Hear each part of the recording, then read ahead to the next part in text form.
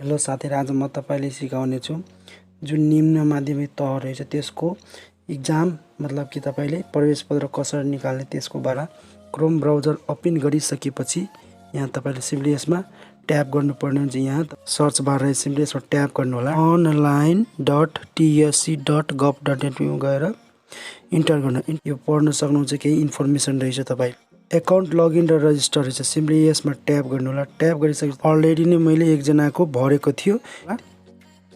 त्यसपछि यहाँ रहेको छ दरखास्त पेश गरेको विवरण रहेछ, सिम्पली यसमा ट्याप गर्नु होला। भरेको रहेछ यहाँ निम्न माध्यमिक तह तृतीय श्रेणी र प्राथमिक तह तृतीय श्रेणी शिक्षक पदको लागि रहेछ। सिम्पली अब यहाँ रहेको छ, दुवै हेर्न सक्नुहुन्छ। दरखास्त भुक्तान भयो र स्वीकृत भयो पनि आएको छ। अनि भ्यू रहेछ, भ्यूमा सिम्पली ट्याप गर्नु होला। भ्यूमा ट्याप गरिसकेपछि यहाँ रहेछ प्रवेश पत्र हेर्न, यहाँ क्लिक गर्नु, सिम्पली यसमा क्लिक गर्नु होला। क्लिक गर्नु, सिम्पली यसमा ट्याप गर्नु होला।